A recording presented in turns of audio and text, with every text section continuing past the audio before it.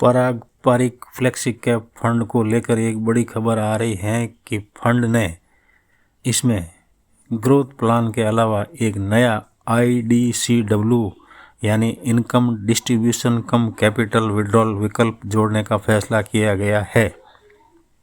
ये विकल्प सेबी द्वारा जून 2024 में जारी किए गए न्यू म्यूचुअल फंड दिशा निर्देशों के अनुरूप है। पारंपरिक फ्लेक्सी कैप फंड में अभी तक केवल ग्रोथ प्लान का विकल्प था।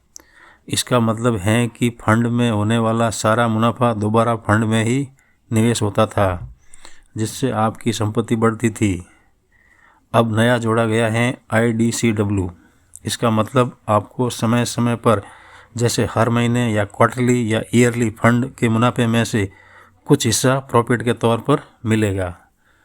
अगर आप इस बदलाव से सहमत नहीं हैं तो फंड में से अपना पैसा 1 अक्टूबर से 30 अक्टूबर के बीच निकाल सकते हैं बिना किसी एग्जिट लोड के, या फिर किसी पारंपरिक के दूसरे फंड में स्विच कर सकते हैं बिना किसी एग्जिट लोड के।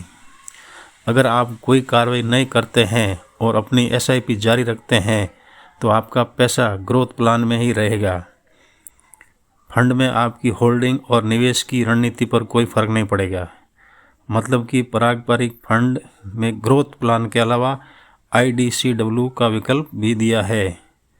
आप अपने हिसाब से चुन सकते हैं। अगर आप एक लंबी अवधि के निवेशक हैं तो आपका पैसा चक्रवृद्धि ब्याज से बढ़ता रहे तो आपको कुछ भी नहीं करने की ज़रूरत है, आपका पैसा ग्रोथ प्लान में ही रहेगा। अगर आपको रेगुलर इनकम चाहिए तो आप इस बदलाव के बाद फंड के IDCW में बदल सकते हैं। आप सोच रहे होंगे कि तो फिर निकलने का टाइम क्यों दिया गया है। ये इसलिए दिया गया है कि म्यूचुअल फंड की ट्रांसपेरेंसी और निवेशकों का भरोसा बनाए रखने के लिए है।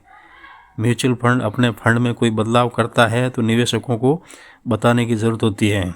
कुल मिलाकर पारंपरिक फ्लेक्सी कैप फंड में ग्रोथ प्लान के साथ एक और विकल्प IDCW जोड़ा गया है।